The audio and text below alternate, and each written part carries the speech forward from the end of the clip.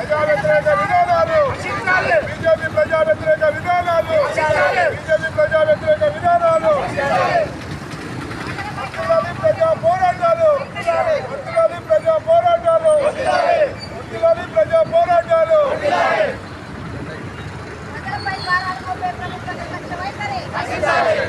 ప్రజలపై భారాలు మోపే ప్రభుత్వ నిర్లక్ష్య వైఖరి జిందాబాద్ జిందాబాద్ జిందాబాద్ జిందాబాద్ తగ్గించాలి పెంచిన గ్యాస్ ధరలు వెంటనే తగ్గించాలి పెంచిన గ్యాస్ ధరలు వెంటనే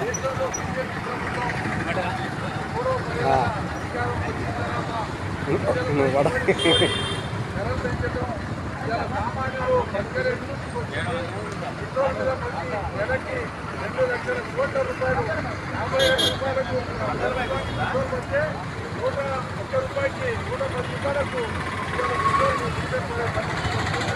అదే కాకుండా గ్యాస్ ధరలు కూడా బాగా దేశవ్యాప్తంగా ప్రపంచవ్యాప్తంగా తప్పితే గ్యాస్ 50 రూపాయలు పేదవారి మీద నడిపించేటట్టు బీజేపీ ప్రభుత్వం ఇలా ప్రపంచంలో పెద్ద నాయకుడు అన్నవాడు ఇక పనులేసి పెద్దవాళ్ళకు చేసే పరిస్థితులు ప్రజలందరూ కూడా ఏదైతే పెట్రోల్ మీద వచ్చి నెలకి 2 లక్షల కోట్ల రూపాయలు ఇంకం వేసి కేంద్ర ప్రభుత్వం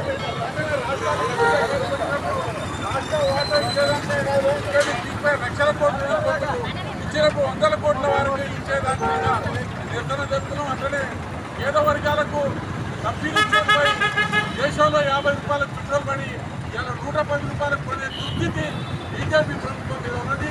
దేశవ్యాప్తంగా కూడా మీరందరూ ప్రజలందరూ కూడా బీజేపీ ప్రభుత్వం నిరసన జరిపి వెంటనే పెంచిన ఛార్జీలు తగ్గాలి. ఏదైతే ధర పడుతుందో 55 రూపాయలకే పెట్రోల్ ఇవ్వాలని చెప్పి సిపిఎం పార్టీ దేశవ్యాప్తంగా సమ్మె చేస్తున్నది. రాబోయే కాలంలో చేయకపోతే దీని పరిణామాలు తీరుతుంటాయని చెప్పి హెచ్చరిక చేయడం జరుగుతుంది.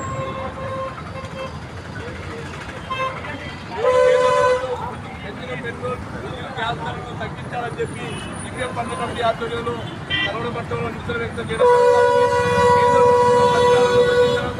పేదల మీద భారాలు విపరీతంగా పెరుగుతున్న పరిస్థితి మాట్లాడవలసిన వస్తువుల ధరని తగ్గించే పరిస్థితి లేదు.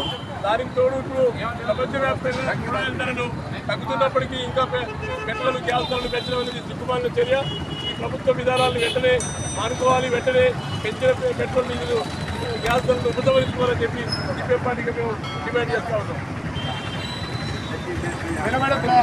దేశవ్యాప్తంగా కూరగాయల నరేంద్ర మోడీ మా దేశంలో గ్యాస్ ధరలు పెంచి ప్రజలపై మోయలేని భారాలు మోపింది. నరేంద్ర మోడీ 2014లో అధికారంలో వచ్చినప్పుడు 410 రూపాయలు ఉన్న గ్యాస్ ధర ఇప్పుడు 1000 రూపాయలు తగ్గలేదు. ఇప్పుడు ఒక రాష్ట్ర ప్రభుత్వం సబ్సిడీ ఇస్తుంది అని అంటున్నారు. ఆ సబ్సిడీ కూడా మంగళం పాడే వాళ్ళ మీద కూడా ఈ భారం పడుతుంది 50 రూపాయలు పెంచడం వల్ల. కానీ ఆ సబ్సిడీని కూడా అందరికీ కూడా పడట్లేదు. కొంతమంది పడుతున్నారు. ఫస్ట్ 2 నెలల వరకే కొనసాగింది, తర్వాత ఎత్తేసింది. దాన్ని కూడా రాష్ట్ర ప్రభుత్వం నిర్లక్ష్యంగా వ్యవహరిస్తుంది. కేంద్ర ప్రభుత్వం ముఖ్యంగా ఇప్పుడు పేద ప్రజలు కానీ ఉజ్వల అనేక గ్యాస్ పథకాలు ఇచ్చారు కానీ అప్పుడు ఫ్రీగా ఇచ్చారు. ఇప్పుడు 550 రూపాయలు పేద ప్రజలు కొనుక్కోలేని ప్రజలు ఇప్పుడు 550 రూపాయలు ఎట్లా వెచ్చించి గ్యాస్ కొంటారు. గ్యాస్ కొనలేము. ఇప్పుడు